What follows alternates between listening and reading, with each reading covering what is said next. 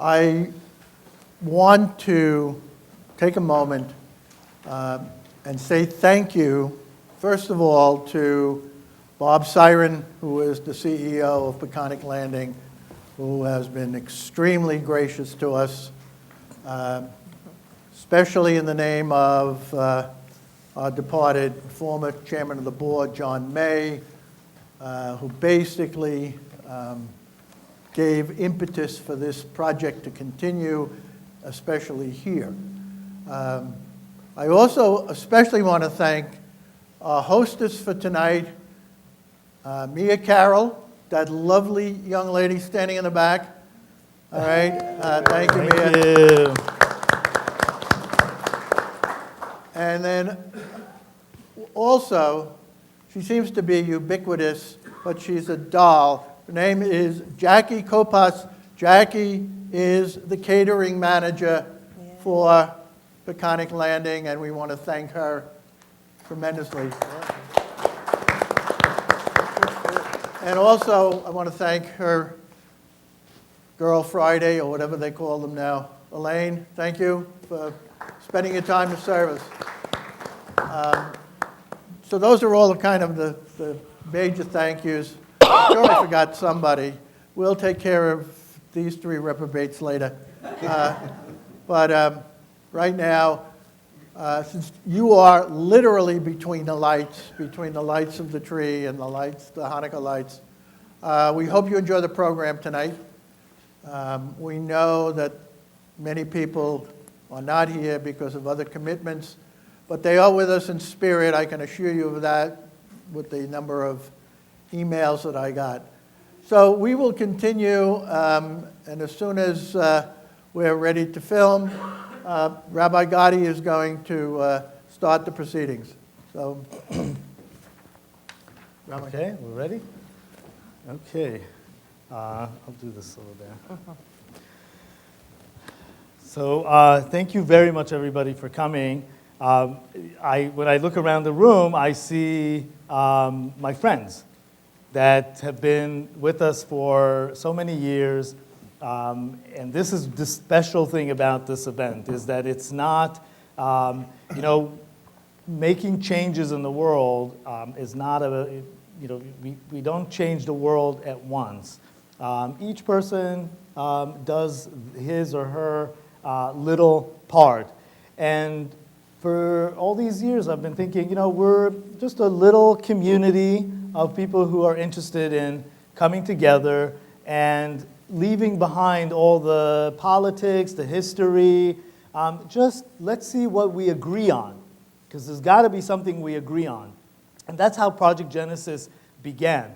When 10 years ago, Father and I met, we started as just doing a model Seder.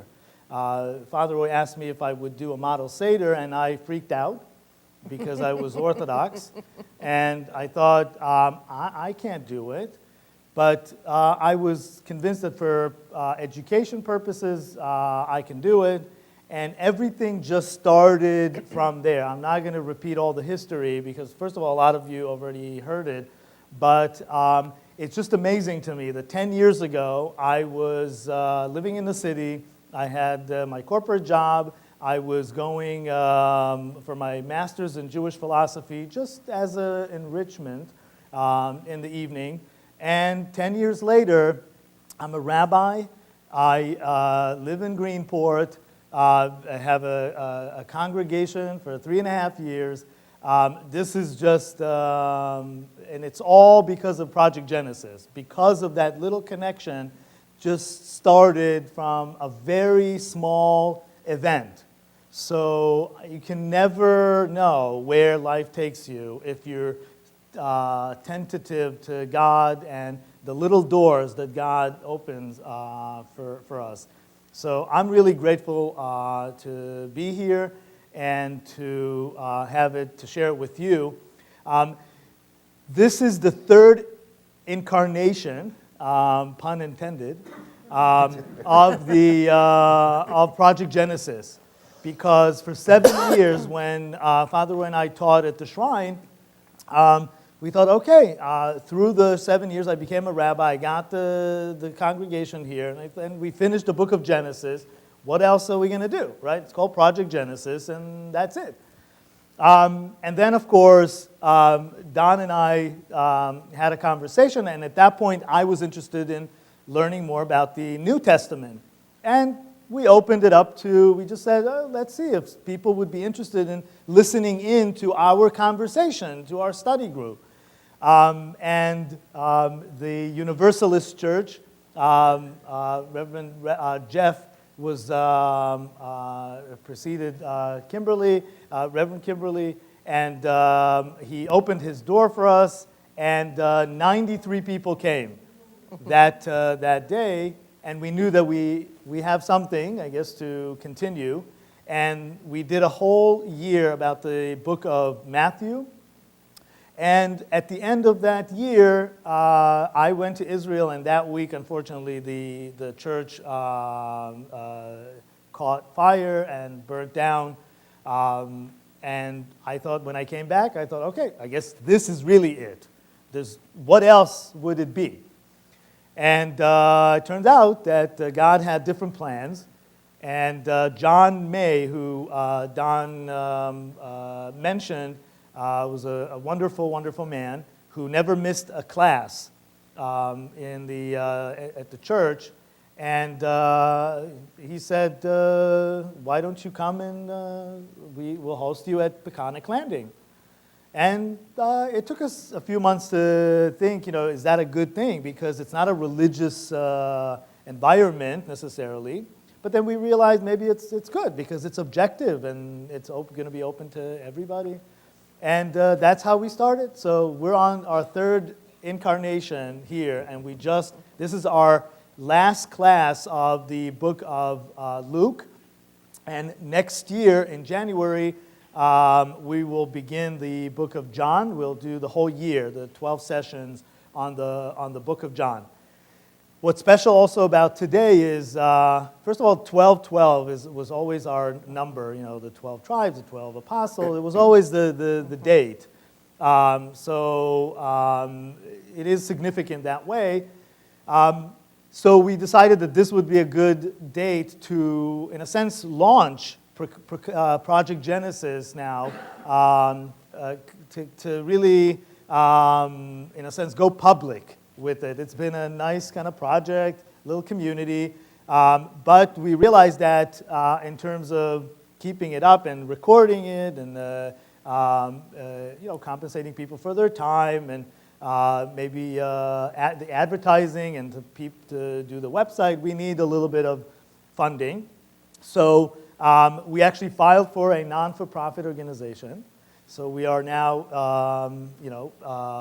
pending. So actually, your contributions are tax deductible, and we of course will continue this through the year, and hopefully it'll get us to a place where we can also bring guest speakers in their fields, and who knows what will be the next incarnation of this wonderful project. So thank you very much for coming.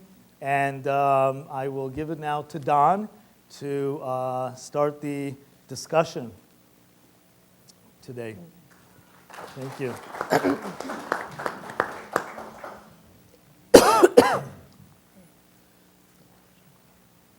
Thank you. It's my pleasure tonight to not give a whole lecture, but to moderate this discussion, just in case it gets a little bit out of hand. All right. Rumbles. So far, the temple curtain is still in place. One piece. Okay. What we intend to do tonight, we're going to have a panel discussion on crucifixion, passion, death, and resurrection, or the crucifixion and resurrection of Jesus in Luke's Gospel, and then Rabbi Gadi will kind of fill us in on perceptions of Jewish ideas of the afterlife. So first of all, allow me to introduce our panelists.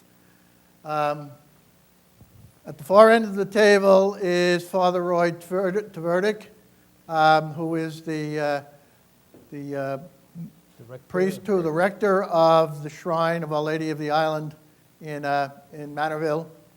And he and Gadi were kind of the birthers of this whole idea of Project Genesis. In the center, it's our pleasure to introduce to you the new pastor of the Universalist Church in Southold. Her name is Kimberly Debus. Kimberly has taken on the enthusiasm of her predecessor, Reverend Jeff Gambley. She wants us to make sure that we call her pastor and not reverend yet. She's on her way to ordination. Once she gets ordained, she will be reverend. But right now she's pending. I'm pending. pending. Yes, She's yes. Yes. Yes. Much like our 501c3 And like status. all things pending, you know what pending means. They're swinging in the wind. So, and then finally, it needs no introduction, is Father. Oh my God. I've been called that way. Father Gadi. Well, you never know. You never know. He's been called Rabbi Roy. also. Rabbi Roy. Rabbi Roy, you know. I've been called many other things, but it's appropriate this week too. What do they say? It's a Freudian slip, but a slip of the tongue is not a fault of the mind. It's appropriate that we begin this week and this discussion after what has happened in the world of Judaism and Catholicism this past week, and we'll mention more things about that. Some very, very interesting documents that have emerged. What the process will be is that each speaker will begin and have 10 minutes to talk. And then what we plan to do after the 10 minutes, I think we should have run through one of the tapes on the camera. We will stop and have an interlude with some pictures from Project Genesis and talk more about the mission statement of Project Genesis. And then we'll resume by having an interaction among the three panelists. And if I decide it's getting a little raucous, I'll throw my 2 cents in. So again, I'm going to mention a few things. I have in the back in the table a handout, which is a handout of the readings that will help us to understand a little bit of what Luke says in his gospel about the passion, death, and resurrection of Jesus. What we normally do is we will read it. It's lengthy, so I intend not to read the whole thing. I'm sure that Father Roy had mentioned the last reading is from Luke 24, and Father Roy will, as far as I know, will make reference to that so we can go back and take a look at it. But before I do that, I want to... And there will be questions and answers. Oh, yes, of course. And then after the freewheeling discussion, there'll be time for questions from all of you. Okay? But as I had mentioned, this week in the world of Judaism and in the world of Catholicism, there were 2 documents produced, and Rabbi Gadi will talk about one of them. But I want to make you aware that there was a statement from the Orthodox rabbis on Christianity. And it's called "To Do the Will of Our Father in Heaven Toward a Partnership Between Jews and Christians." And it's signed by, 29 rabbis from around the world, Orthodox rabbis.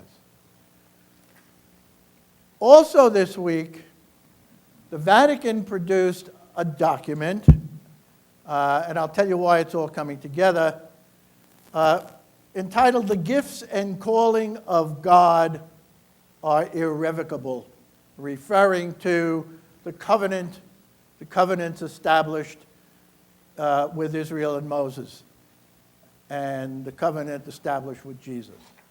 Basically, the headline said, Catholics, do not go out and try to convert Jews.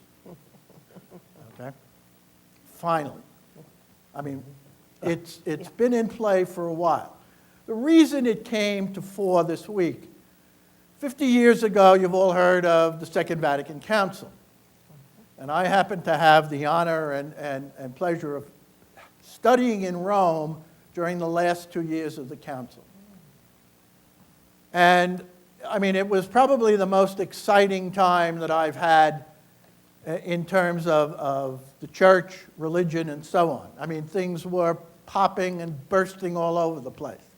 Major speakers speaking every night in Rome somewhere. One of the documents in Latin was called Nostra Aetate. And it is a document that deals with what's called a declaration that deals with non-Christian religions. And it's at that point where the ball really began to roll regarding the relationships between Catholics and Jews. Now, it covers all of the other religions, but the major part had to do with the relationship between Catholics and Jews. And basically, it laid the foundation for a continuing dialogue that went on, to break down the barriers, to make it very clear that the Jewish people were not responsible for the death of Jesus. All right, and it began from there. So this document that came out of Rome this week is about 40 pages long, which I will now begin to read to you. And it's a reflection. I'm not going to read, obviously, I won't read the whole thing. It is intended to be a starting point, and I'm quoting the document. It's intended to be a starting point for further theological thought with a view to enriching and intensifying the theological dimension of Jewish-Catholic dialogue.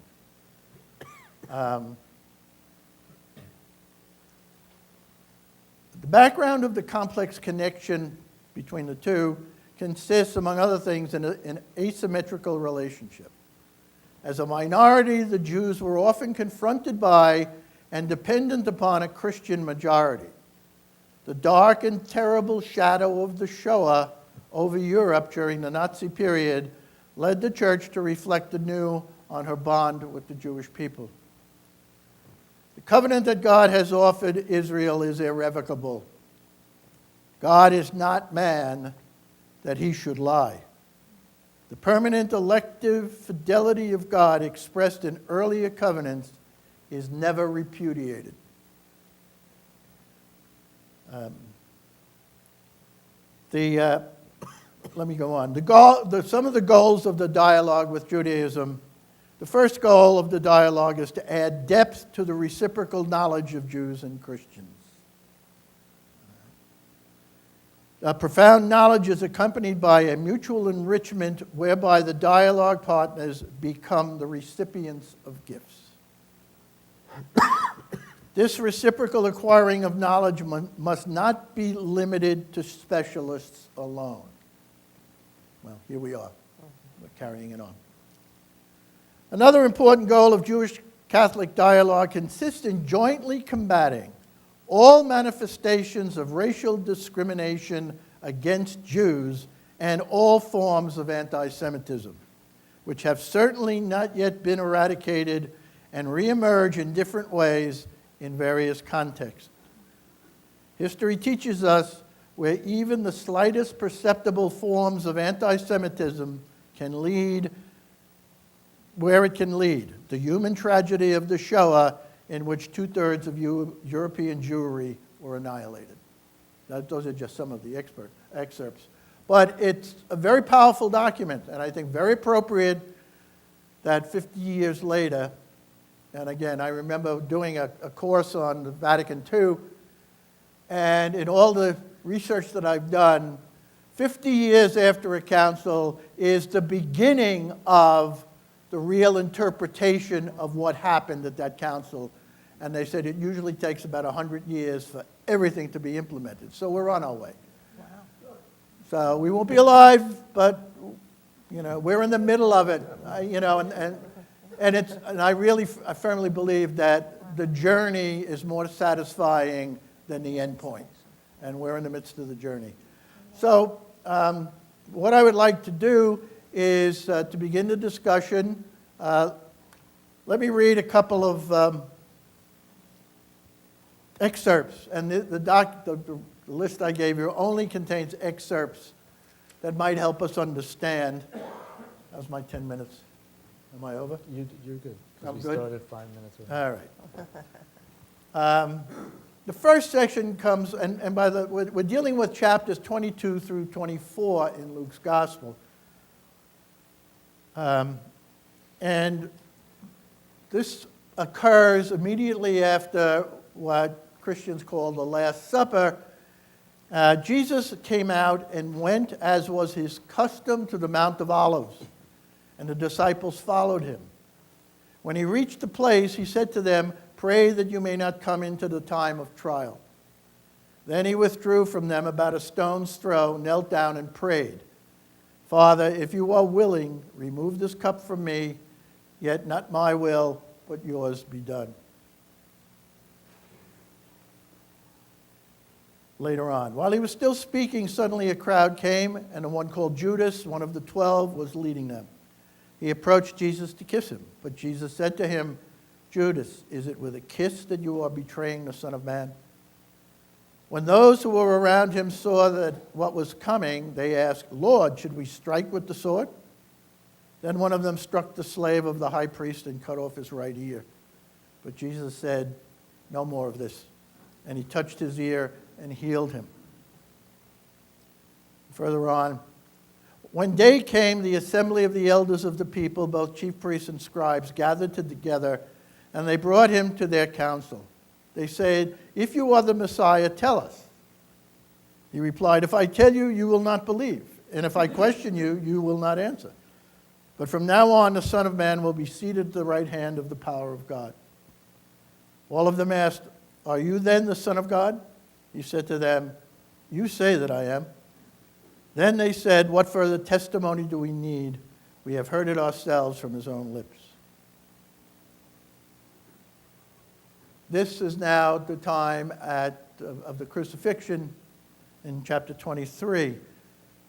Two others who were criminals were led away to be put to death with Jesus. When they came to the place that is called the Skull, they crucified Jesus there with the criminals, one on his right and one on his left. Then Jesus said, "Father, forgive them, for they do not know what they are doing." And they cast lots to divide his clothing. And the people stood by watching. But the leaders scoffed at him, saying, "He saved others. Let him save himself if he is the Messiah of God, his chosen one." One of the criminals who was hanged there kept deriding him and saying, "Are you not the Messiah? Save yourself and us." But the other rebuked him, saying, "Do you not fear God, since you are under the same sentence of condemnation?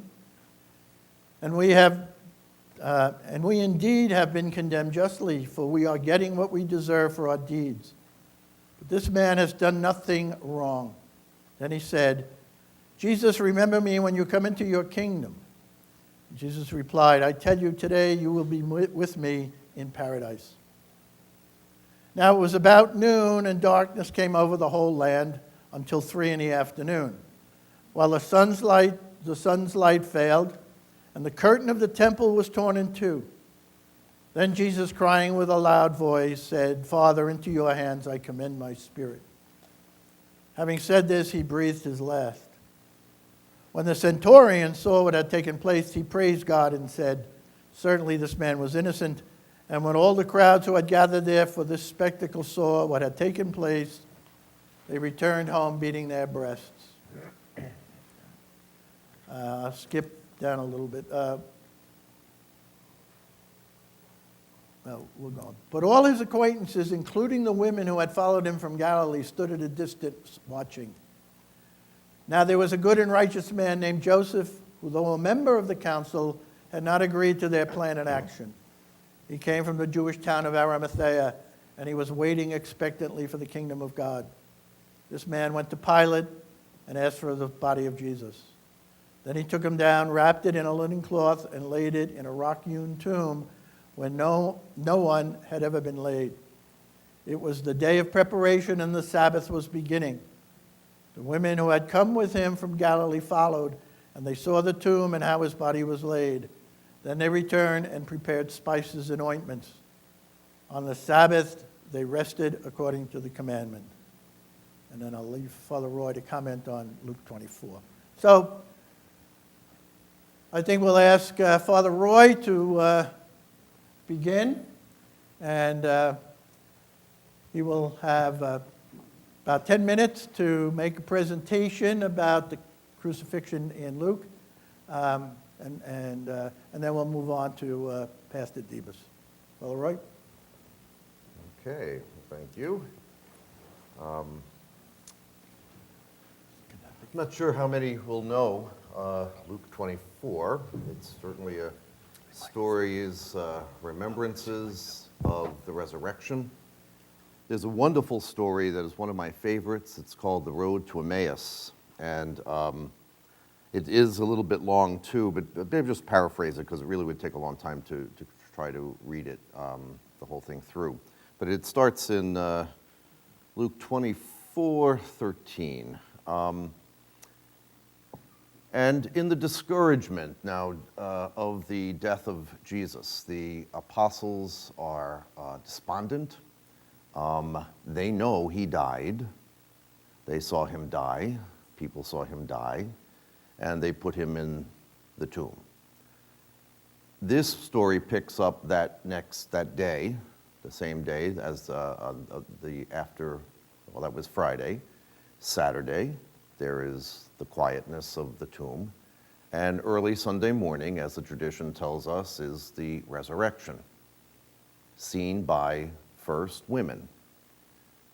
Mary Magdalene, there's all kinds of different stories there of this seeing of Jesus. And one of the things that I certainly want to begin to talk about, I'll kind of just go right through, jumping off of the Emmaus story. But first, what happens in this story of the resurrection account with Mary Magdalene, and then later on the road to Emmaus, these two fellows are leaving town. They're despondent. They hear these stories that the women had seen Jesus in some way, and they but they don't know what to make of it.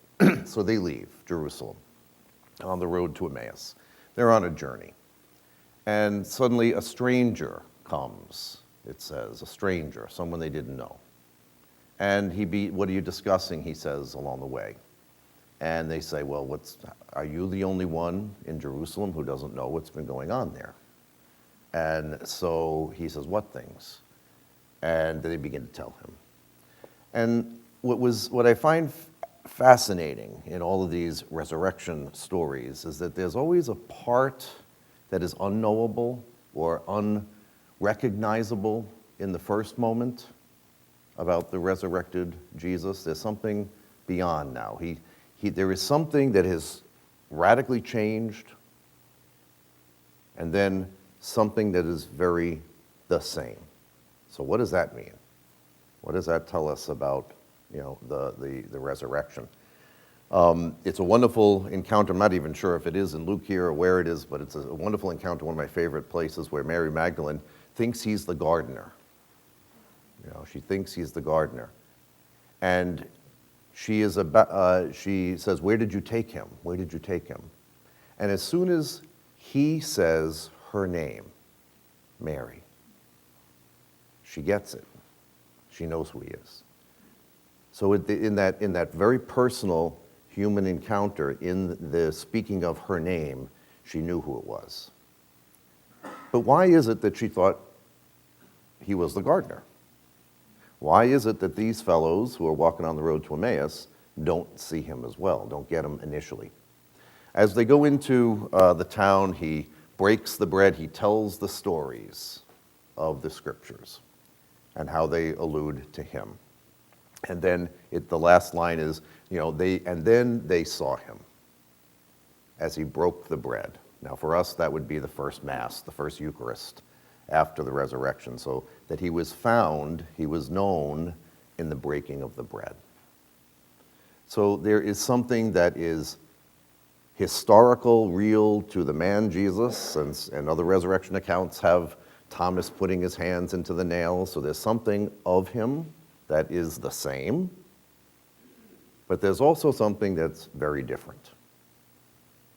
So it's hard for us, perhaps, to comprehend, and now I've spent my life trying to comprehend it and put words to it and experience and try to understand what could this reality mean to us.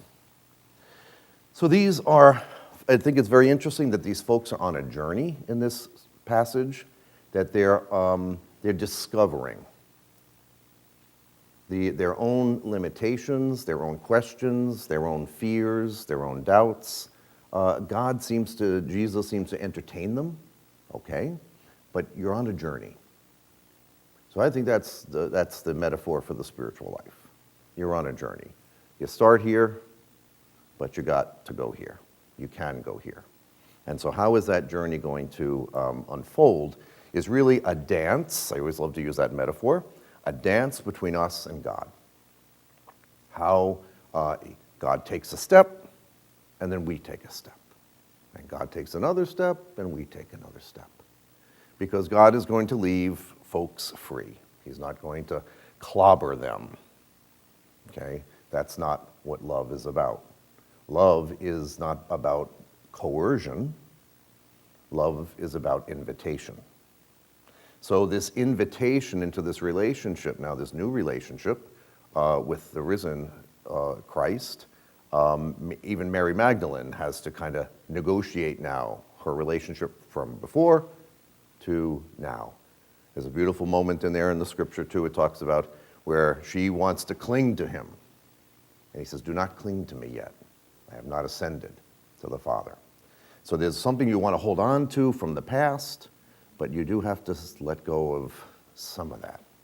So what is it that, we wanted to talk a little bit about what is our concepts of resurrection. So it is, I found they're images of certainly new life that is very physical. There is something very physical about Jesus.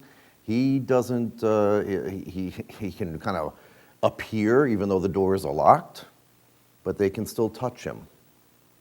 They still eat with him. He consumes food in their midst, so he's not a ghost. So he makes that reference a few times in the scriptures too, I'm not a ghost. He leaves. We call that the ascension. The ascension. He leaves the earth. And when he leaves, in our Catholic comprehension here, he takes his flesh with him. And so that's kind of the idea that we use for this idea of what's heaven like? Well, there's something corporeal. There's something physical. So for us, it's not just going to be floating around on a cloud, eating grapes or something for an eternity. I thought at 20 minutes I could take about that, then I'd get a little bored. There's something very physical about the new heaven and the new earth.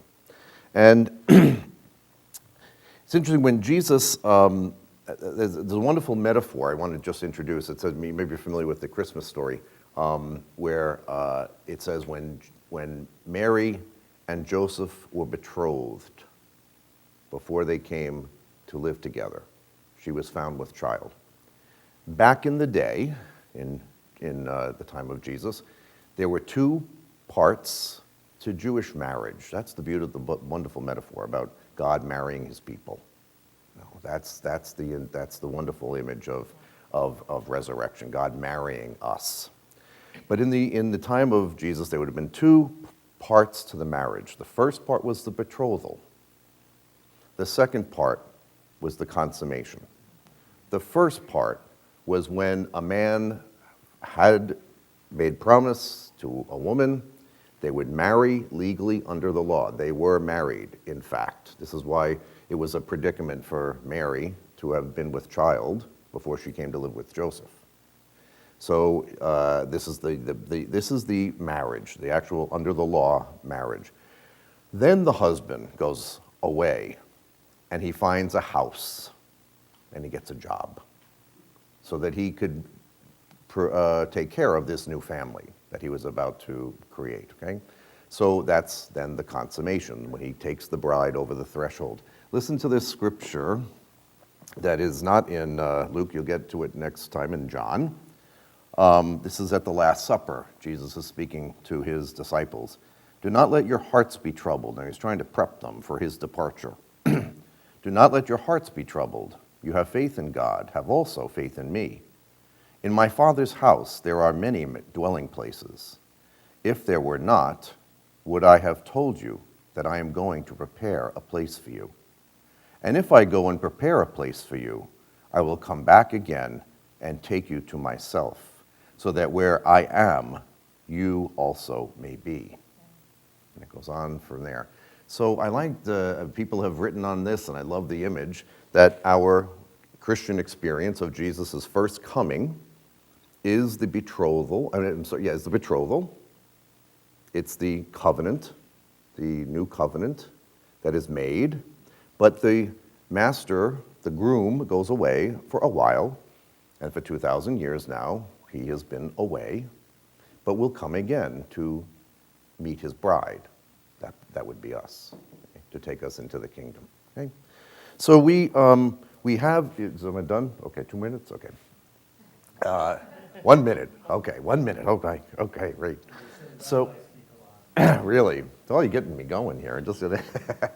So, and then another image that I do want to just present as a thought to you. Today we celebrated the feast of Our Lady of Guadalupe. She is Our Lady, miraculously appears 500 years ago in Mexico, makes a whole story. It's a wonderful story. But I love about this too, she is free of time and place. And not only now just a Jewish woman in Israel, but she appears, imagine, and there's a tilma, there's a whole story for our Jewish folks may not know this story, but a wonderful image that she takes on an Aztec woman in this image that miraculously appears on this on the poncho, the tilma. She's a young woman and she's pregnant. So you see in time, on the other side, there's no time. You know, she's young here, she's older here. I have images of the resurrection being timeless, but bound still in our lifetime somehow, connected to the reality of who we are. So it is very physical, yet beyond physical into the spiritual. So that marriage of heaven and earth. Thank you. Thank you.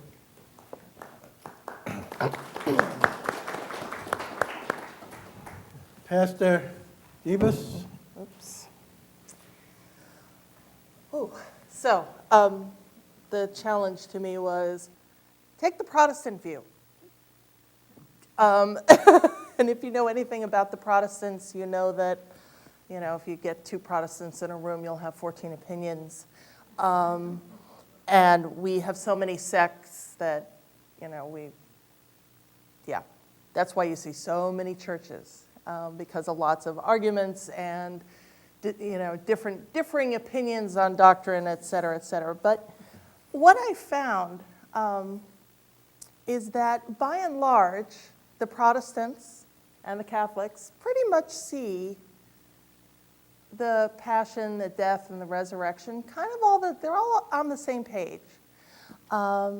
Which makes my being here really interesting because as a Unitarian Universalist, even though we are traditionally Protestant, we're not on the same page.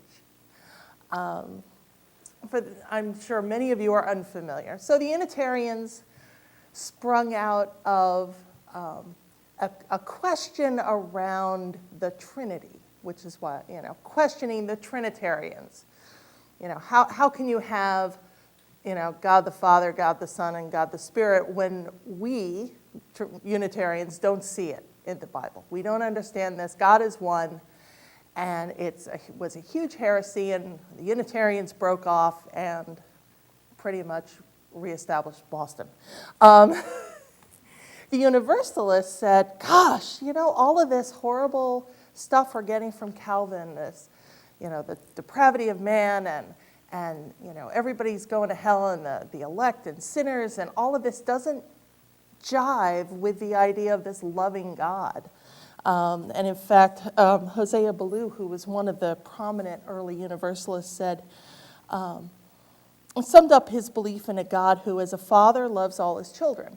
He said, your child has fallen into the mire, and its body and garments are defiled. You cleanse it and array it in clean robes. The question is, do you love your child because you've washed it, or did you wash your child because you loved it?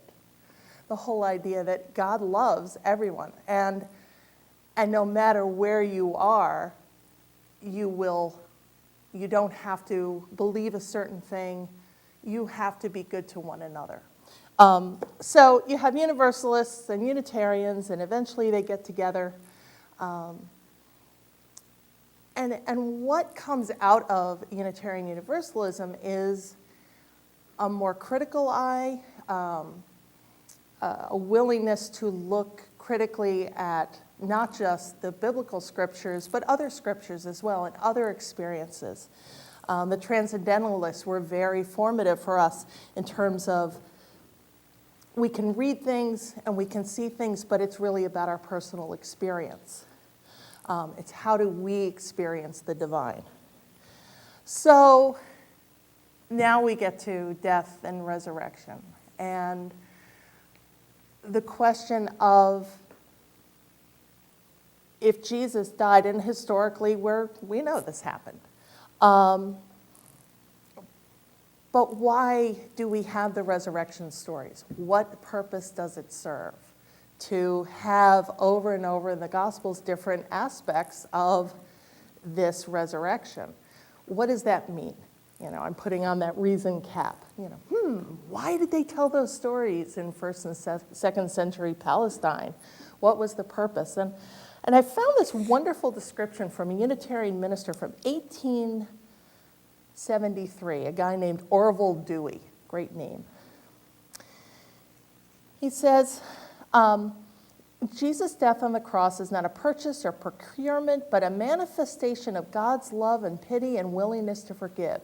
It is not the enfranchisement from some legal bond of God's mercy, but the expression and the outflowing of that mercy, which was forever free. He talks about how we want this story, and we can believe this story because it gives us a chance to find new life for ourselves. And it's okay that it's ambiguous. My father talked a lot about the mystery of it. Unitarian Universalists are very happy to dwell in the mystery and not know for sure what happened, but to find meaning in that mystery. We don't know, nor do we profess to say what heaven looks like. We happen to generally believe that everyone's going, that hell is on earth, and that we are called to be part of this family of humanity as children of God, to do our best for each other, to raise everyone up, to, that a rising tide raises all boats, and that we are to do that work here. Hosea Ballou calls it death and glory. We die, we go to glory, and of course, you don't have to be Christian or Jewish or a particular sect, that God loves all. So it's an interesting perspective on the resurrection because we don't need to parse out all the facts of it. And instead looking at Jesus as this incredible teacher of how we're supposed to be with one another. My friend Eric Walker Wickstrom says, I'm one who sees in the stories of Jesus the memories of a man whose union with the sacred was complete. And what a great thing to aspire to. And whether we believe that the resurrection happened or not, there's something about life going on and a representation of that life going on. And for us, we're going to do our best here because this is what we got. Let's see, where am I on time? Oh my God, I've got so much time. I mean, there's so much, and I'm like, how do I condense all of this stuff in just a little bit of time?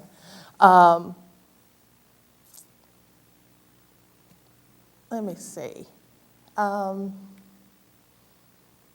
Yeah, so, well, you know what? I think I'm going to waive the rest of my time and let questions come up.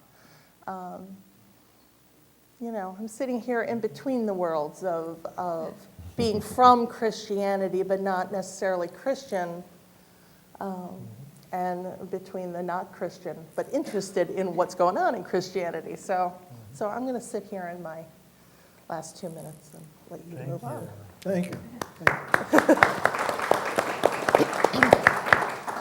That means who can get to talk longer? Well, Yeah, who he gets used more a time? couple extra minutes, so I don't know. See, they're starting the, The holy wars over here. yes, the Holy War. I'm staying out of this. It's all Luther's fault. So it will be difficult for me to speak sitting down. Normally, I stand up and I'm very animated. So I'll try to do it sitting down. It's like saying, like holding the Italians, right, holding their hands and tell them to speak. Yeah, we become deaf mute. We can't use our hands. It's like, but I'll try to do my best. So I want to begin by quoting something from what Don mentioned earlier. It's the document the letter that the Orthodox rabbis wrote just this recently for the 50th anniversary of the Second Vatican Council. To me, this is, in a sense, I will talk about completing a circle. And that came from both discussions here, presentation, something that I get, of course, and I will connect to that, the idea that resurrection and the afterlife has some cyclical idea that where life begins or life ends, life also begins. For me, just this letter and this timing is incredible because I was Orthodox. I did, in other ways, I consider myself in part Orthodox still. I don't think something you can really leave totally, but I am a conservative rabbi today, and conservatism, the conservative movement has always been open to dialogue with Christianity. So this is the special thing about it is that this comes from Orthodox rabbis, and I'm just glad I didn't wait for the letter to come out to start my dialogue. And I want to just quote just a couple of paragraphs. So they begin by saying, after nearly 2 millennia of mutual hostility and alienation, we Orthodox rabbis who lead communities, institutions, and seminaries in Israel, the United States, and Europe recognize the historic opportunity now before us. We seek to do the will of our Father in heaven by accepting the hand offered to us by our Christian brothers and sisters. Jews and Christians must work together as partners to address the moral challenges of our era. Incredible. You mentioned part of it. The other one, and now in the body of the letter, there's really just a short paragraph that I want to read because it goes right down to the core of it. They quote Maimonides. Maimonides was a medieval philosopher, which I'll mention in my presentation as well. And he really was whatever Maimonides says, goes. Today, it didn't go then. People challenged him then. But today, Maimonides have the status of if Maimonides said it, it must have been true. So he said, they quote Maimonides, it says, as did Maimonides and Yehuda Halevi, we acknowledge that Christianity is neither an accident nor an error, but the willed divine outcome and gift to the nations. In separating Judaism and Christianity, God willed the separation between partners with significant theological differences, not a separation between enemies. Rabbi Jacob Emden wrote that Jesus brought a double goodness to the world. On the one hand, he strengthened the Torah of Moses majestically, and not one of our sages spoke out more emphatically concerning the immutability of the Torah. I mean, you can't get more supportive than that. So this was, for me, just as a, for 10 years, if we started by, I was invited to do a model Seder, and I was really nervous about this. In a sense, today I get this, okay, this is, it's official, I can do it. So with that, I want to move to my presentation, and I will begin by actually asking a question. How come the Torah doesn't have a lot of this resurrection or the life after life idea? How come this is not a prominent idea? Because really the Torah does not talk about it too much. You have to really read between the lines to think that it really is there. So the answer that in general rabbis give why the Torah does not emphasize too much life after death is because it's not, they don't want humanity or humans to deal with this too much. We live here, right? Even though, you can be 100% faithful and believe that when you die, you go to a better place, right? We say that all the time. He went to a better place. She went to a better place, right? But yet, would you give your life here to go to a better place? No, not so fast, right? Even Jesus said, I want to stay here, right? God, please don't if you can remove that cup, right? I don't want that to happen, but if that's your will, of course I will go with it. So the idea is, going back to the Garden of Eden, of course, because that's where life really begins, is that there are two trees, the tree of knowledge and the tree of life. Somehow, the tree of life is not prominent there at all. God doesn't say, don't eat from this tree, from the tree of life. He said, don't eat from the tree of knowledge, right? The tree of knowledge really becomes the centerpiece, in a sense. Only after Adam and Eve disobey God, then the tree of life is removed, and actually Adam and Eve are removed, right, from the Garden of Eden, and then there's the cherubim, some sort of angelic beings are protecting the tree of life. Okay? So in a sense, the idea of that there is life or eternal life somewhere exists. But it's not part of our core theology. Because the rabbis say, let's deal with our lives here. Why? Because it's more important to develop healthy relationship with God here. Now the idea of the life here is, with the main difference between the life here and the life after, is like was mentioned here, is that idea of the body and soul. Right? There is the idea of body and soul. God creates Adam or the human from earth and injects the spirit in it. And in a sense, death is the separation of these two elements, the body and the soul.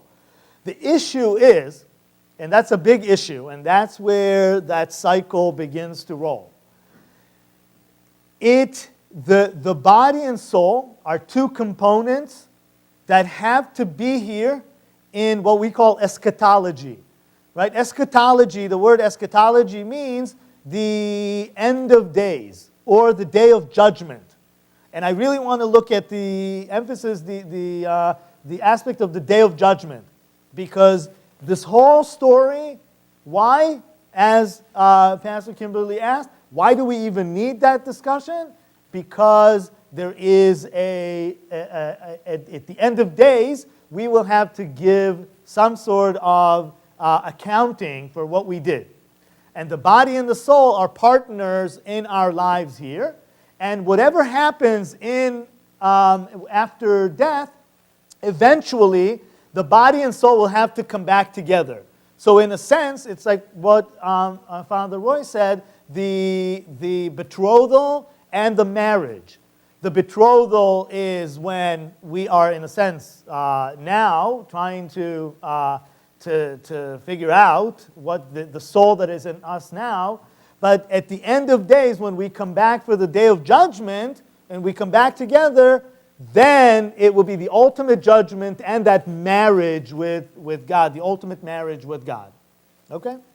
This is in general, this is the preface to the view of the Judaism of the death and resurrection. Now, that's very, very interesting. In Hebrew, the word for reincarnation or the life after is called Gilgul. It's called Gilgul. Gilgul comes from the word Galgal, circle, right, or a wheel. Now, where was Jesus crucified? In Golgotha, right? Golgotha is the place of the skull, the Gulgolet. We call in Hebrew the word for skull is Gulgolet, which comes from the same word of that Galgal. In a sense, what one could read in that is that the place of the death of Jesus is really the place of the birth. Right? It is a galgal. It is there is that idea of coming back. So in a sense, of course, if you want to look at it just from a rational perspective, you would say, oh, but that's where they chop people's heads and that's where their skulls are, right? But if we want to read the text in a theological way, you can look at that as well. So in the next world, or whatever happens after, the body and the spirit have to separate. And there are different perspectives if they separate temporarily or they separate permanently. And when they come together, do they come together temporarily or they come together permanently?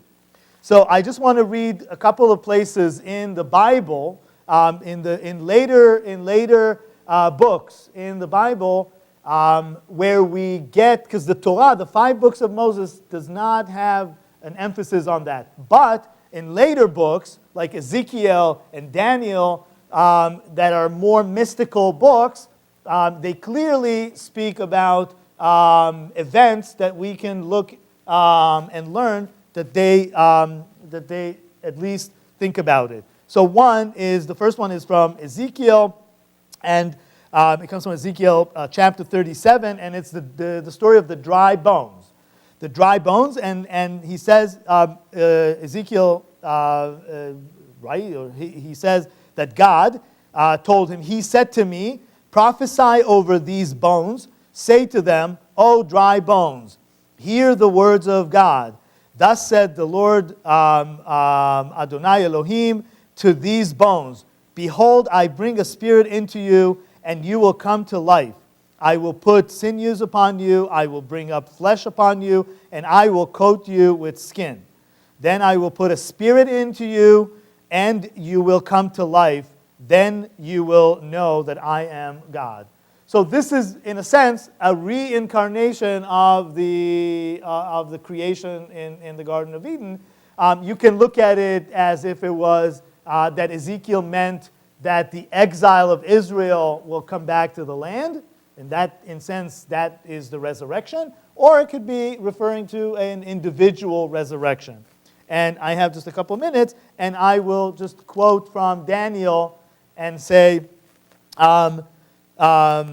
Daniel says, "Many of those who sleep in the dusty earth will awaken, these for everlasting life, and these for shame, for everlasting abhorrence. The wise will shine like the radiance of the firmament, and those who teach righteousness to the multitude will shine like the stars forever and ever." So just allow me 30 seconds. 30 seconds. And this is how the circle ends, in a sense. When Adam and Eve were created, there's a midrash that says that when they were created in the Garden of Eden, they were light.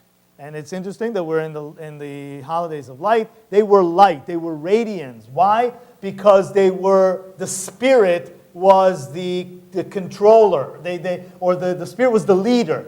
Right? Once they disobeyed God and they went with the bodily needs, they became blind. In a sense, the word for skin in Hebrew is the same word as blind. So from or, they became or. Now, at the end, when the resurrection and the end of days and in a sense, coming for ultimate judgment, the people who will continue further, or the soul that will continue over, will have body, or some sort of body, but they will again be radiant and more emphasis on the soul. Amen. So bring things to their mind. Before the tomatoes start flying, as they say, I'm going to add to the salad. As I was sitting here, we've heard about resurrection, but I just wanted to mention the flip side of that coin, which has to do with the passion and the death of Jesus, the crucifixion. And I just want to add a couple of comments. We're all very familiar with Mel Gibson's movie, The Passion of the Christ. I would say he did exactly what the Gospels don't do. He presented a mass of suffering, physical suffering. If you read the Gospels, there is nothing about the suffering of Jesus, at least in terms of crucifixion, in terms of the Gospels. The crucifixion is pretty much described in one sentence or two sentences. And I think the reason is this. If we look at the Christian perception, or we look at Luke especially, from all of Jesus' life, he was about activity. He was about saving people through his activity, his healings, and so on. Once the scene shifts to the Garden of Olives, all right, Jesus becomes totally passive. If you take a look at the verbs in the New Testament, all of the verbs, or the major verbs, become passive, the passive voice. It is what is done to Jesus, not what Jesus is doing. So we talk about the passion of Christ. And when we talk about the passion, I think many of us have this idea that it deals with physical suffering and agony. To a degree, that's true. But if you look at the scriptures, we're dealing more with the emotional, moral elements of suffering. Okay? So the word passion itself, and it's a very interesting word, it comes from the Old Latin patior, which means to suffer, and the late Latin word patio. But one of the primary meanings of that word is to permit or allow. So when Jesus is going through his passion, he's allowing things to be done in terms of his passivity. All right? The key element that we see, well, let's put it this way. We all know that there's an incident in the Garden of Gethsemane where Jesus goes off and he begins to pray, "Let this cup pass from me," and then he breaks into a sweat. Very interesting that the Greek word used here, agonia, is the same word that is used for the experience of an athlete getting ready for an athletic event. The sweat. Agonia basically means the sweat. So Jesus, in a certain sense, is getting ready for the event. So I think from that perspective, so when he goes to pray in the garden, and I think this is a very important point, the whole question set up in the garden is, how will I die? Will I die bitter, angry, and unforgiving? Or will I die with a warm and forgiving heart? That's the dilemma that I think Jesus was facing. He knew, Jesus must have suffered a lot in his life because he knew what suffering was going to be about. All right? So the question is, how does Jesus die? Well, we know from the time in the garden to the time of the crucifixion, we know Jesus healed and forgave. That's how Jesus basically died. Okay? We'll hold the questions till a little bit later on. So a question that comes to bear, and it's a question that has been raised for, well, ever since the days of Jesus. We talk about, especially as Christians, how does the crucifixion atone for sin? How does Jesus take away the sin of the world? Practically all of the words that are used, all right, are metaphors. Okay. There was a very interesting comment.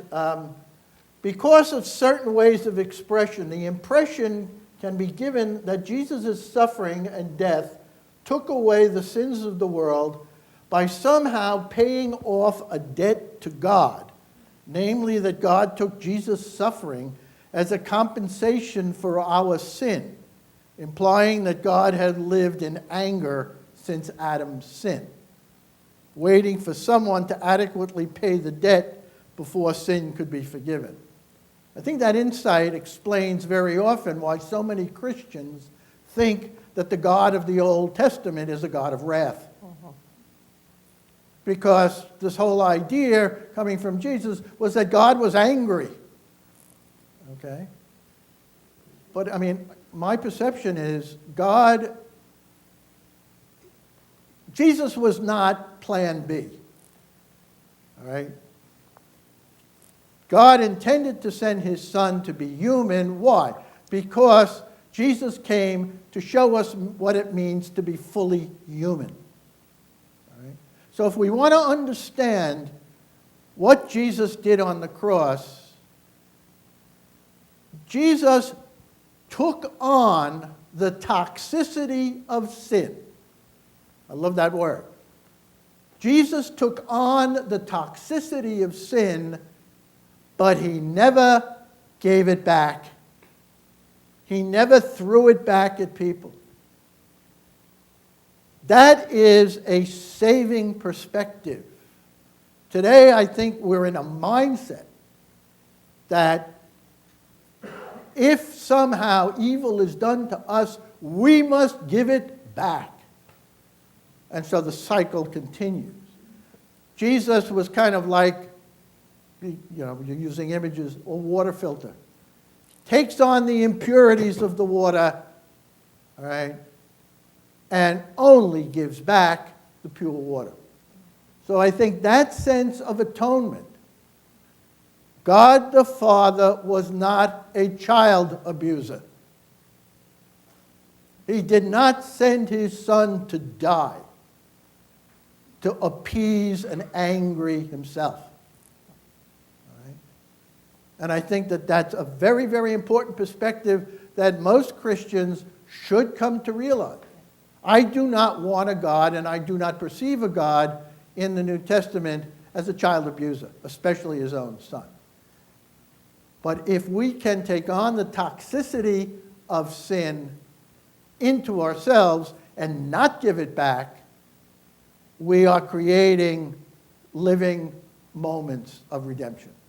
So, It's an interest, yeah, it's funny you brought that up. There's an interesting story, again, told by Orville Dewey, who was one of a million Unitarian ministers who I stumbled upon. I was like, I love his writing. But he tells the story of the man who has a large family, and he sends all of his sons out into the world, and they're innocent, but you know, in their traveling, all but one of the sons go out, and in their traveling, they find themselves in the midst of disease and poverty and temptation and debauchery and all these things, and they're just, failing. And the rumors start coming back, drifting back about the fate of his sons, and the father realizes that the only way to save his own sons is to send the one out who hadn't been out there yet, to bring them back. So the one son goes out, finds them, helps them get well, labors for their recovery, and succumbs to the worst plague of all, and he dies. His brothers return to the father saying, our brother died so we might live. And so it's that same idea that it's not payback. There's a lot of awful stuff in the world, and what can we do to help heal that? And here's this representation, And I think that part of the redemptive quality of that, or the redemptive notion, is that it's a cyclical thing. Mm-hmm. It's not the fact that somebody passes on. That doesn't mean it's an end. It could be a beginning of something. It's the notion that we have something beyond is then it was not for nothing. That's a very important part. Right. And actually, the story that you just told, of course, reminds us of the story of Joseph and his brothers. Well, exactly. That he goes to look for them, and he ends up disappearing. Right, or dying in a sense from their all perspective. He dies, and eventually, when they reunite, he tells them, "Do not be angry at yourself," and it was God's will. Yeah. That's what happened. So don't and oh, by the way, I can feed Canaan. Exactly. So there is the life beyond can be very giving in many senses. Interesting. Well, you want to comment any of what was said here? Well, just one thing that came to mind was the idea of the original no to God in Adam and Eve. A symbolic test, as it were, some kind of a thing going on there. But a no to God, that I will grasp what I can take, and so Adam and Eve, apple, whatever fruit it was, whatever it means, but it's a grasping and a taking, and a disobedience, a no. And I see Jesus is coming as this incredible yes on our behalf, even to the point of death. Yes all the way, yes to love, yes to peace, yes to forgiveness. And going all the way. And so that breaks the chain of sin and death by his ultimate yes. And so so there's a kind of a reinstitution, resurrection is a power in that. And then the image of again, I sometimes preach saying Jesus is like the sponge, sucking up the dirt, the sin of the world, and not reacting, again, of course, passing on the evil, but absolutely absorbing it all and transforming it in love and forgiveness and obedience, and transforming it then. So finally, one person doesn't pass it on. And what a wonderful lesson. You know, you think about breaking the cycles of, say, child abuse or addiction and stuff, and it takes that one person to say, I was abused, but I'm going to break that cycle. You know, I'm not going to pass that on. So it's again, you know, these wonderful lessons we learn about how to be with one another, told in these incredible stories. And I think it's not accidental that the story of life and death begins in a garden. Right. The garden is something that, as we know, many of us are gardeners here, that from the dirt, right, and from the, what we say, compost, right, things that we think are totally gone, comes life. We put it back in the ground, and they help the garden live. Right. So the life and death is really a very, really, I think the most important thing about the Jewish message in life and death is that it is a cyclical, it's gilgul, it's galgal. One thing that I do want to mention is that when we say that the Torah doesn't deal with it too much, but the Bible then later on have some incident that we see that referring to the afterlife or the resurrection. There's the story, probably the most famous story about it is in Samuel, when Saul, King Saul, the first king of Israel, understands that he's going to lose his kingship because he disobeyed God. And what he does is he goes to a swami of a sort, and to speak to the spirit of Samuel. And of course, this angers God even more, right? So in a sense, we see that theology, the idea that he in a sense could speak to us, the soul beyond, or it exists.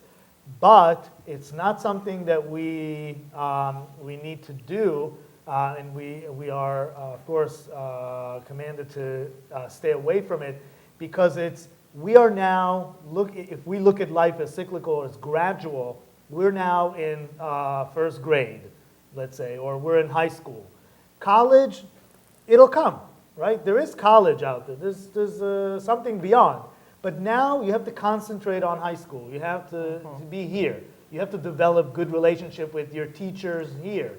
Don't go beyond, because you're not there yet, right? So, and nobody knows really what's beyond. But the fact that there's the notion that there is something beyond definitely exists. I do want to go back to the idea of suffering and the word patio and patior. It's very interesting that in terms of language, from the word patior, meaning to suffer or to allow, we get our word patient, of one who's sick, and we get our word patience. So to be patient, it's to suffer, to allow. All right? And I think what comes across in Luke is that Jesus is a true patient. All right? It is what God is doing to him and through him, but at the same time, he decides how he is going to die. And I think that's a very important question for us to raise. How do I want to die? Do I want to die resentful or forgiving? And I think we see that even on the cross, where Jesus, when the criminal asked Jesus to remember him, in typical fashion of Jesus, he goes one step further. And he says, I not only will remember you, I will bring you into paradise today. So there is that generosity even in the midst of the passivity and the patience of Jesus. So I think the story of, and by the way, very interesting in terms of imagery, in Luke is the only gospel where the events, the sky's darkened and the veil in the temple is split, it's done before he dies, not after he dies. And the reason being that if you look at the events following the resurrection, following the crucifixion, and then everything after that is grace. It is concerning, everything after Jesus dies is grace. It's not the destruction of the temple veil. All right? It's people walking away, beating their breast. It's a centurion saying, this truly was the Son of God. So the grace that comes out of this man's death, and I go back to the question, this is how he dies. He dies a forgiving, peaceful man amidst all of the suffering. And yet that death has a healing effect on the people who witnessed it. All right? And I think that's a very, very powerful notion that sometimes we get so wrapped up with the physical suffering of Jesus, okay, that we forget that's not the primary focus. The primary focus is that emotional, experiential, moral suffering that Jesus was going through. I'm reminded of a West Wing quote. A Christian just defeated congresswoman is talking to a Jewish staffer, and she says, in my religion, the whole symbol of the religion ended in crucifixion and condemnation. That wasn't the measure of the experience. It's just the way it ended. It's in the living. And I think that's, yeah. I think we should open it So, to yeah, okay, we'd questions. like to open it to Are we at that point? questions. We've got somebody coming around, passing around a microphone. So let me stand to do this so I can recognize you. Anybody have a question? There was a question. Yeah, there we go. Yes, over there, please. Oh, no, we got it. Okay. Who's first? Okay. Yeah, could you please elaborate on the concept of the redemptive value of suffering opposed to the idea of paying a debt? Yeah, I think that, I guess I'm going to have to use, again, a metaphor and an image. All right? When we talked about a debt, we are saying that somehow a created being angered God. And therefore, in the traditional, or some traditional theology, it could not be another creature to satisfy God. Okay? And that's why we bring together the idea of Jesus sharing in God's divinity, being the Son of God. The image of God is one of being angry until somebody or something appeases him. The idea of absorbing the toxicity and not throwing it back, let me use this particular image. And it pertains also to the resurrection as being a redemptive moment.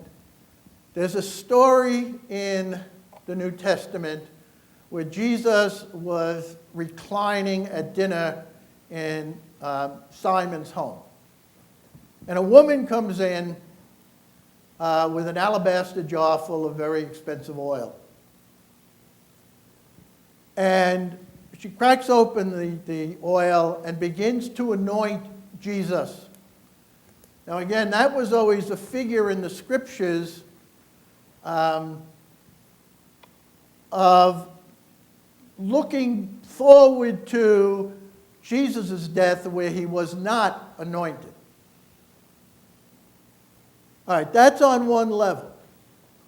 But if we take a look at the idea of death being redemptive along with the resurrection, let's look at the metaphor in this sense. The jar of oil is Jesus. The precious oil that is spread all over Jesus' body is the Spirit. The vessel had to be broken. Use the word crucifixion. The vessel had to be broken for the Spirit, the oil, to flow out. And what did that oil do? That oil, which permeated the body of Christ, also gave a magnificent fragrance to the whole surrounding. And I think that that's a metaphor that we can use to understand a little bit about the redemptive quality of Jesus' death and the effect that it had, including the resurrection. So Christ is the jar, which had to be broken for the Spirit or the oil to emerge, all right? And then the body being anointed gave off this beautiful aroma, which was just that. Something of beauty and something to be enjoyed.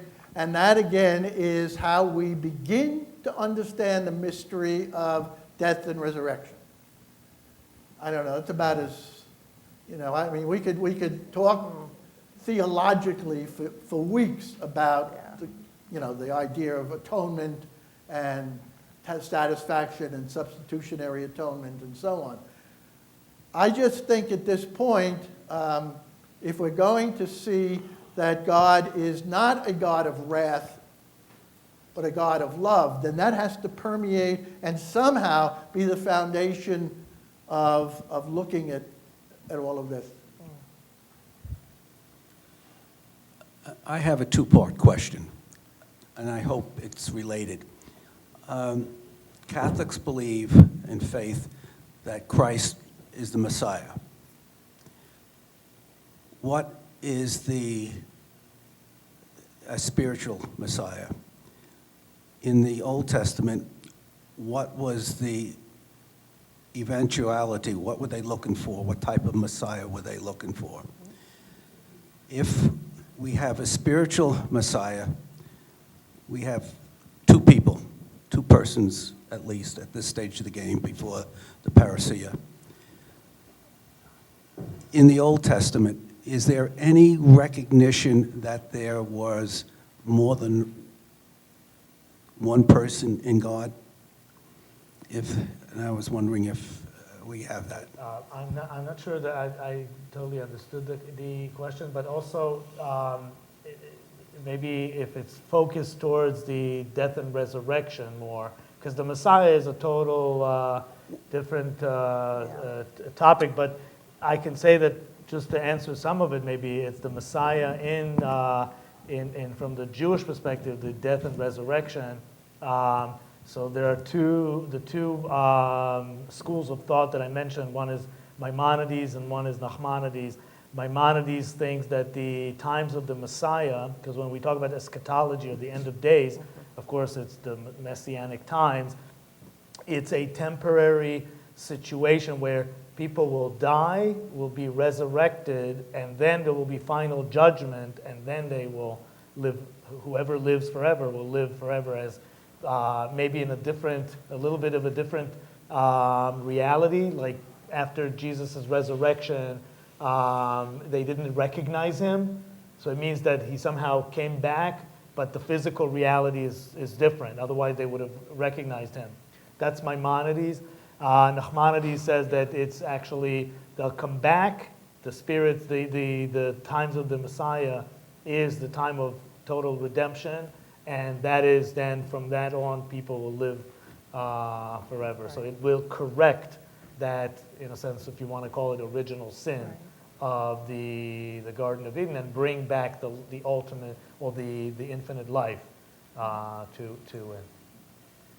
And I think it's important to remember that, that part of what the Israelites and the Jewish people were looking for was someone to save them from millennia of persecution, exile, destruction. And so when you see in the New Testament, questions about, the King of the Jews and are you saving us? Are you the Messiah? They were looking for someone to stop this Roman occupation. So at a really practical level, some of that messianic language in the Old Testament is very much about the political realities that they were dealing with. Like Ezekiel saying the dry Exactly. bones coming back to as a people, Right, not yeah. just individuals. Right. Yeah. I think that the gentleman was talking Mashiach ben Joseph and Mashiach ben David. Now, in the book of Leviticus, chapter 23, there's 6 feast days, all fulfilled by Mashiach. Would you please elaborate them, especially like on the day after the Sabbath, the first fruit? Now, the first fruit was one day after have to be Pesach, and the day after Sabbath was so-called the Christian resurrection. Then you go 50 days later, which is Shavuot, which is Pentecost.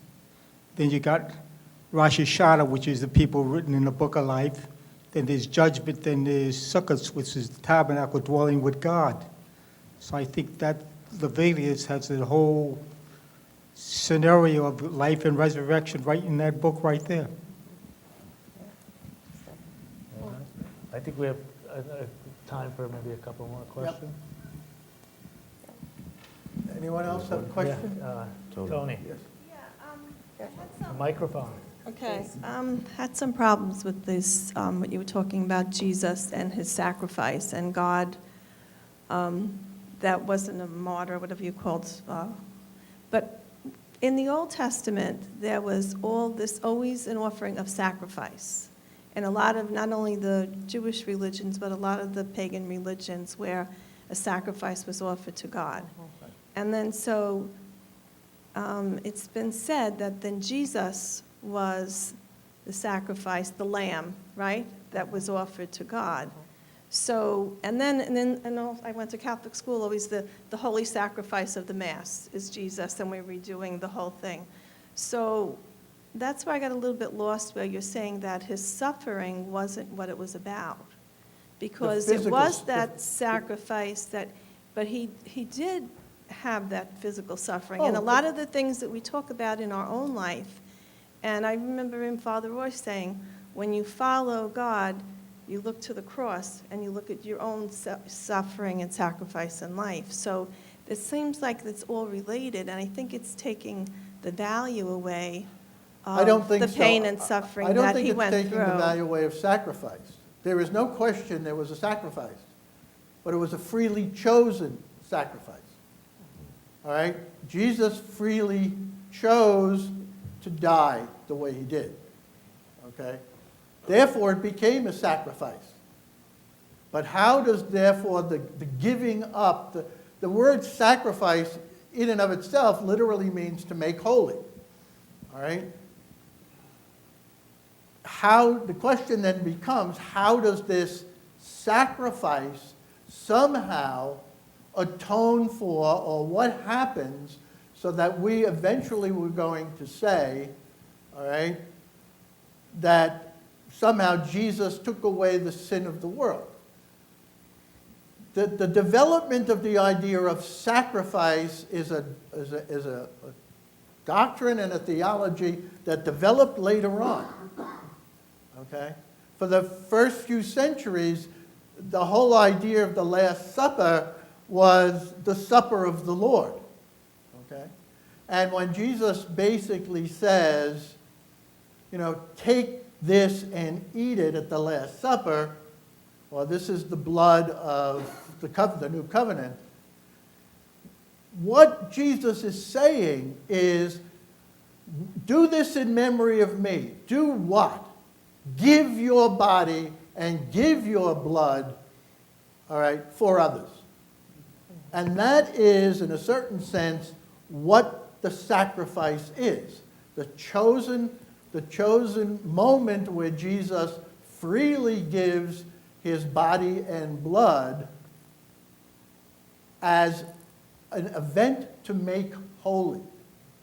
Okay? And then, I mean, we could go on for hours talking about that. It does not take away. But I think what has happened is we have so emphasized the physical suffering.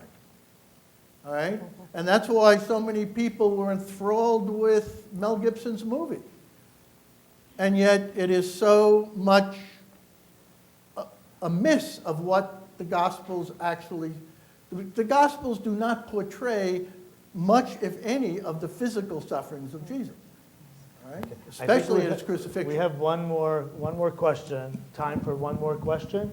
Yeah, I'm not sure this is a question, but this is my understanding of it. What you're leaving out of the entire discussion is the term of justice. The justice of God is perfect, okay? And the justice of God had to be satisfied. When Adam the man sinned against the infinite God of all, he created an infinite debt that had to be repaid. Man is not infinite, so man could never compensate for that insult, for that debt. It had to be an infinite sacrifice, and it had to be man. So Jesus had to be God and had to be man. And he had to die as the perfect sacrifice to atone for, to settle the debt that was owed God for the original sin.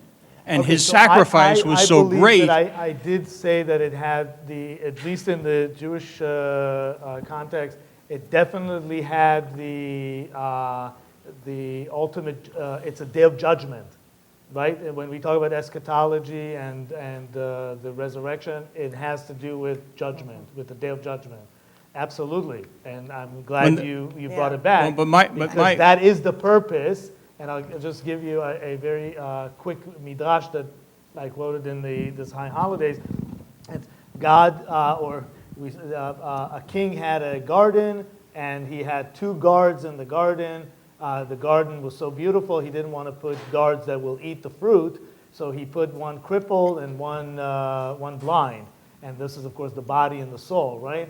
And then one day the seeing person, meaning the soul, said to the crippled, said, I don't have a body, I can't go to approach the fruit, but it's beautiful.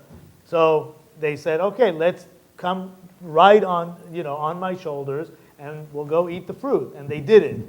And then when the king came back to the garden, he saw that the fruit was eaten, and he said, who ate the fruit? And they said, oh, I can't see. And this one said, oh, I can't walk. So what he did is he put them back together and judged them as one. And this is exactly the idea of the Day of Judgment. That's why, from a Jewish perspective, the soul has to somehow come back to the body in order to be judged together. And I would say that your description is a perfect description of the traditional understanding of substitutional atonement, okay?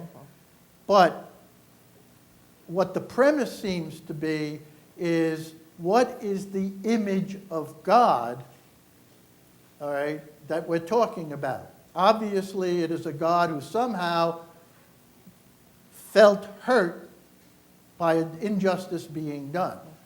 I think the difference when we talk about dialogue between Catholics and Protestants, and the thing we have to remember, the concept of human nature and a human being is different. For most Protestants, human nature is corrupt. That's right. Corrupt. The original sin corrupted human nature. Yeah. It can do nothing on its own. From a Catholic point of view, we said no. Original sin did not corrupt human nature. Right. It weakened human nature, and therefore is quite capable of cooperating with the grace of God. Yeah. And that is a very, very fundamental understanding, because in one sense, who are you in the eyes of God post-sin? Okay? Are we corrupt? or are we weakened? And that whole discussion could go on. Yeah, but if we're talking about the reason for Jesus having to be the one to die and why he had to suffer, there's your answer, because the justice of God had to be satisfied. As far as what the image of God is, Jesus said, if you've seen me, you've seen the Father. That's right. There's something greater than the temple here. Who's greater than the temple but God himself? But You know, Jesus' he made the point, okay? Jesus' prime purpose to being sent was to bring about the kingdom of God, not to die. Right. And I think that that's, and in doing what he had to do to bring about the kingdom of God. Well, we fundamentally different on another Yeah. point as well, Yeah. because But we in have the to also- Passover, correct me if I'm wrong, but in the Passover meal, okay, the original one in Exodus, all right, in order to be saved from death, you had to mark the lintels and the doorposts with the blood of the lamb, but then you had to cook and eat the lamb, okay? It's kind of hard to do that if he's alive. So Jesus had to die, and John chapter 6 explains why we have to eat the body and blood of Christ, or you have no eternal life in you. He comes right out and says it. And in fact, the Jews walked away because, as everybody knows, first century Jews were forbidden to drink blood. Okay? So Jesus starts out by saying, "Amen, amen, I say to you," which is only the thing that he said in his most important teachings. And then he went on and repeated the requirement that you eat his body and drink his blood, literally, okay? He did it 4 times, and what does it say in the gospel? They walked away saying, this teaching is hard. Okay. Who We can really accept have it, to finish. okay? We really have Thank to But that's finish. why. Sorry. We But really have to finish. again, we can carry that Really. on that discussion Okay. ad infinitum. I just want to, on behalf of the 3 panelists, myself, and you, thank you so much for joining with us. Gadi, do you have any final words? Yes, I would like to, first, I would like to thank a few people before we end. I would like to start with Deborah Riva, who is in the back there. I was going when we were planning to have something kind of here, but not not the going public necessarily. But then when Peconic Landing was gracious enough to say, okay, yeah, let's do it. I was already planning to go for 3 weeks. And I thought, okay, I need somebody to help. And Deborah was, of course, there, and she co-produced this event. Thank you very much. I want to thank Jay and Sabrina for taping these lectures and doing a great job. Steve Benthel in the back, he's our tech guy that I work with all the time. And he put it on the website. So our website is now, you can get all the information at least there. Of course, there are many other people. Stanley for being sponsoring our program. Who else? I mean, there's so many. Thank you, everybody, for coming and participating. And I hope this is just, as we said with the death and resurrection, this is our third reincarnation. This will just be to get further up there. Thank you very, very much. If you want to go to the Holy Land, we'll leave it in February.